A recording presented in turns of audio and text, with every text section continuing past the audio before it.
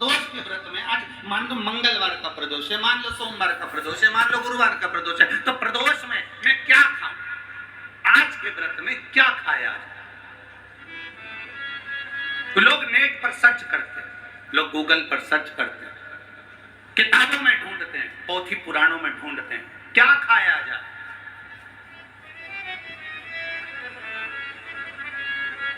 हम क्या खाएं जिससे भगवान हमारे व्रत को स्वीकार करे और हमारे व्रत को स्वीकार करे और हमें दर्शन दे? हम क्या खाएं? हमारा तो केवल इतना सा निवेदन है, किसी भोले व्यक्ति का, किसी गरीब व्यक्ति का धन मत खाओ, प्लाट मत खाओ, उसका पैसा मत खाओ। अगर तुमने उसका प्लाट नहीं खाया, उसका पैसा नहीं खाया, उस गरीब व्यक्ति का, उस भोले व्यक्ति को तुमने धोखा देकर कुछ अगर खा लिया तो समझ लो कि भगवान तुम्हें माफ नहीं करेगा। तुम कुछ खाओ चाहे मत खाओ, और किसी सीधे, किसी भोले और किसी गरीब व्यक्ति का हक मत खाओ, तुम्हें व्रत का फल मिल जाए। एक पढ़ा करे, जब प्रदोष पड़े, बन सके 1 बेलपत्र, बन सके 5 बेलपत्र, शमी पत्र, हरे मुंह,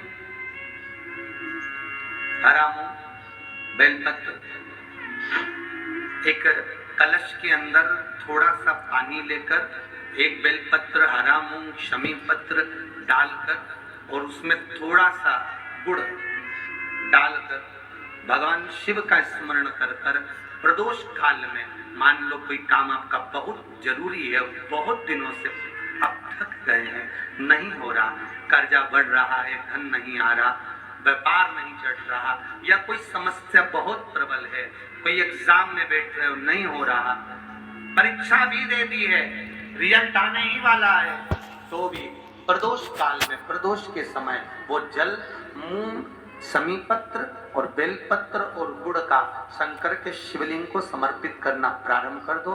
2 या 3 प्रदोष करोगे, बाबा आपकी मनोकामना शीघ्र पूर्ण कर देगा। 2 या 3 करो।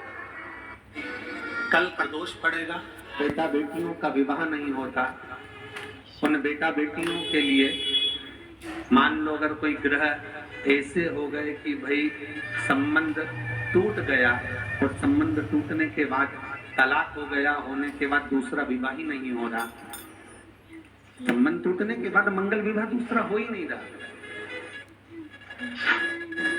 तो प्रयास करिएगा। माँ जगतजननी जगदम्बा का हाथ इस तरह से रहता है, अपने दर्शन करोगे पार्वती मैया के शिव मंदिर में, तो पार्वती जी का हस्त कमल शंकर जी की साक्षी में हमेशा बंधा हुआ रहता है, शिव की साक्षी में। महाराज प्रदोष काल में, प्रदोष के दिन, कभी भी किसी भी प्रदोष के दिन, वैसे तो मूल है इसमें सोम प्रदोष का वर्णन, सोमवार की जो प्रदोष पड़े उसका मूलता माना गया है, पर आप प्रयास करना कि किसी भी प्रदोष के दिन जिसका तलाक हो चुका, जिसका संबंध खराब हो चुका हो, संबंध हो ही नहीं रहा हो वापिस से, जहाँ माँ जगतजननी का हस्त कमल बंधा रहता है और शंकर भगवान का शिवलिंग है। आप लोगों ने कथा सुनी होगी कि सबसे पहली यज्ञोपवीत संस्कार, सबसे पहला यज्ञोपवीत संस्कार किसका हुआ और किसने किया? महाराज सबसे पहला यज्ञोपवीत माता ललिता देवी ने भगवान शंकर को यज्ञोपवीत धारण करवाया।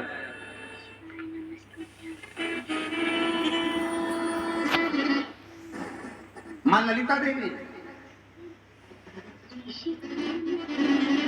सूत्र बनाकर अपने हस्त कमल से भगवान शंकर के सम्मुख में बिठाकर भोलेनाथ जी के हस्त कमल से स्वतः सूत्र बनाया।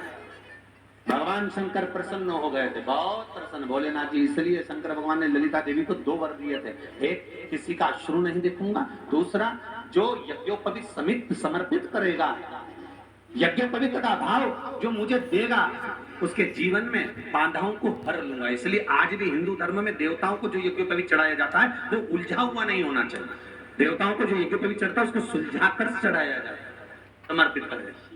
अब कई कई विद्वान ब्राह्मण ऐसा कैसे यज्ञोपवीत में हल्दी लगाकर छोड़वा देते हैं, परंतु वो उलझा हुआ रहता है। वो सुलझा हुआ अगर चढ़ाएगा तो जो जजमान पूजन कर रहा है, जो जजमान पूजन में लगा हुआ है, उसको पूर्ण फल की अनुभूति हो, पूर्ण फल का प्राप्ति हो और ब्राह्मण भी बंधन से मुक्त हो।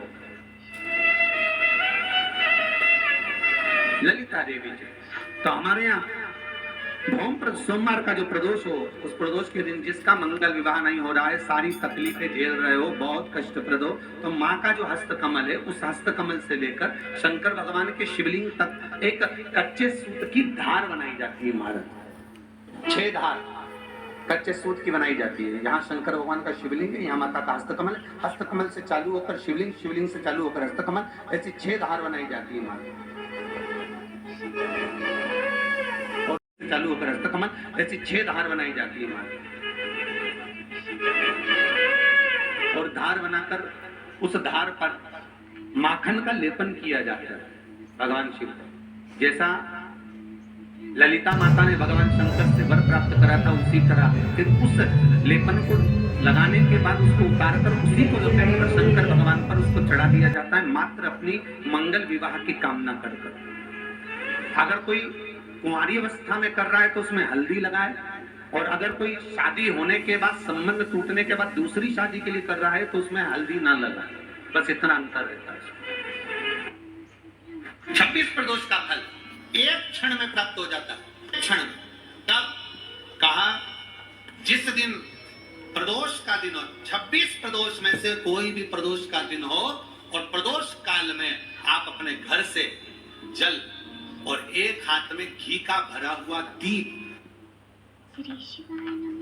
घी का भरा हुआ दीप लेकर जिस दिन शंकर के मंदिर में जाते हो, शंकर को जल चढ़ाकर हाथ का स्पर्श जलाधारी पर कर कर शिव मंदिर में दीप प्रज्वलित कर देते हो, 26 प्रदोष का पुण्य फल उसी क्षण प्राप्त। 26 प्रदोष का फल एक ही दिन में, एक ही क्षण में प्राप्त हो जाता है। 26 प्रदोष। शमी की जो पत्ती होती है